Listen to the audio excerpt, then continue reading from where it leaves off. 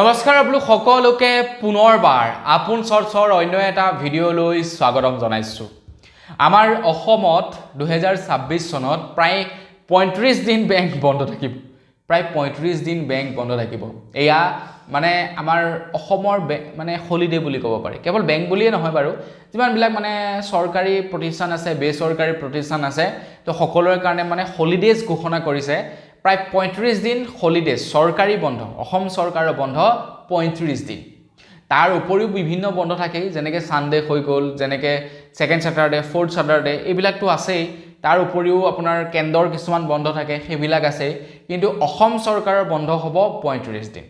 প্ৰায় 35 দিন বন্ধ থাকিব 2026 চনত আমাৰ বেংকৰ লগতে অসমৰ চৰকাৰী কৰ্মচাৰীসকলৰ বাবে। এয়া হৈছে আমাৰ অসম চৰকাৰৰ বন্ধ 2026 চনৰ বাবে। তো আজিৰ এই ভিডিঅ'টোত মই আপোনালোকক কেইদিন বন্ধ থাকিব, কোন কোন বাৰত বন্ধ থাকিব সেই সম্পৰ্কে জনাম।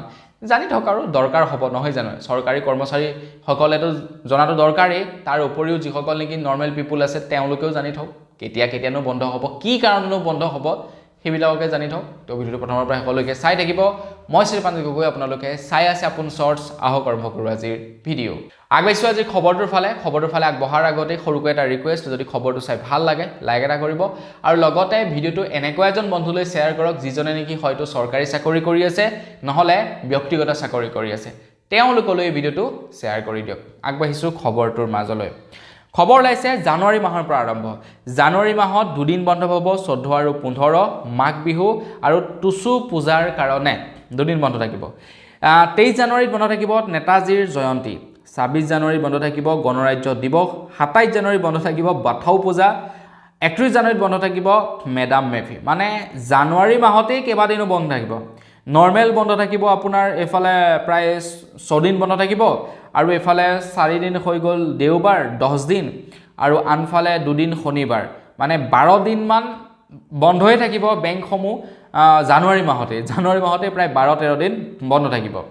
1 ফেব্ৰুৱাৰীত থাকিব বীৰ চিলাৰায় দিৱস, 3 মাৰ্চত থাকিব দৌল যাত্ৰা, 21 মাৰ্চত ঈদ উল ফিতাৰ বন্ধ থাকিব, 3 এপ্ৰিলত গুড ফ্ৰাইডেৰ বন্ধ থাকিব, 14 পৰা 16 এপ্ৰিল পৰ্যন্ত বহাগ বিহু, 18 এপ্ৰিলত থাকিব দামোদৰ দেৱৰ তিথি, 21 এপ্ৰিলত থাকিব সতী সাধিনীৰ দিৱস, 1 মে'ত থাকিব শ্ৰমিক দিৱস আৰু বুদ্ধ পূৰ্ণিমা, 27 মে'ত থাকিব ঈদৰ বন্ধ থাকিব, 1 জুনত বন্ধ থাকিব মাধৱদেৱৰ আৱিৰ্ভাৱ তিথি। তাৰ পাছতে আগষ্ট মাহত বন্ধ থাকিব স্বাধীনতা দিৱস 15 আগষ্ট, 1 ছেপ্টেম্বৰত মাধৱদেৱৰ তিৰুভাৱ তিথি, 4 ছেপ্টেম্বৰত জন্মাষ্টমী, 12 ছেপ্টেম্বৰত শংকৰদেৱৰ তিৰুভাৱ তিথি, 21 ছেপ্টেম্বৰত শংকৰ জন্মোৎসৱ, 22 ছেপ্টেম্বৰত কৰম পূজা, 2 অক্টোবৰত গান্ধী জয়ন্তী, তাৰ লগতে 18 অক্টোবৰত কাতি বিহু আৰু দুৰ্গা পূজা। কাতি বিহুৰ এইবাৰ বন্ধ দিছে, আগতে কাতি বিহু বন্ধ নিদিয়ে, যিহেতু দুৰ্গা পূজা একেলগত পৰি গৈছে সেইকাৰণে চাগে দুয়োটা বন্ধ একেলগতে দিছে 18 অক্টোবৰত। তাৰপিছত আপোনাৰ 19 আৰু 21 অক্টোবৰত দুৰ্গা পূজাৰ কাৰণে বন্ধ থাকিব, 8 নৱেম্বৰত কালী পূজাৰ আৰু দীপাৱলীৰ কাৰণে বন্ধ থাকিব, 11 নৱেম্বৰত ভাতৃ দ্বিতীয়া হিচাপে বন্ধ থাকিব, 15 নৱেম্বৰত ছট পূজা, 24 নৱেম্বৰত গুৰু নানকৰ জন্মদিন আৰু লাচিত দিৱস, 2 ডিচেম্বৰত চুকাফা দিৱস, 25 ডিচেম্বৰত বৰদিন। এয়া হৈছে গোটেই 26 চনটোৰ শ্বেডিউল, মানে বন্ধৰ শ্বেডিউল। 26 চনটোত কেইটা দিন বন্ধ থাকিব, কোন কোন বাৰত বন্ধ থাকিব, এয়া গোটেইখন শ্বেডিউল। তো বেংক কৰ্মচাৰীসকলৰে বলে আৰু তেওঁলোকেতো ধেৰ বন্ধ পাব দেখোন। জানুৱাৰী মাহতে 12 দিন বন্ধ, তাৰপিছত বাকীখিনি বন্ধ আছেই।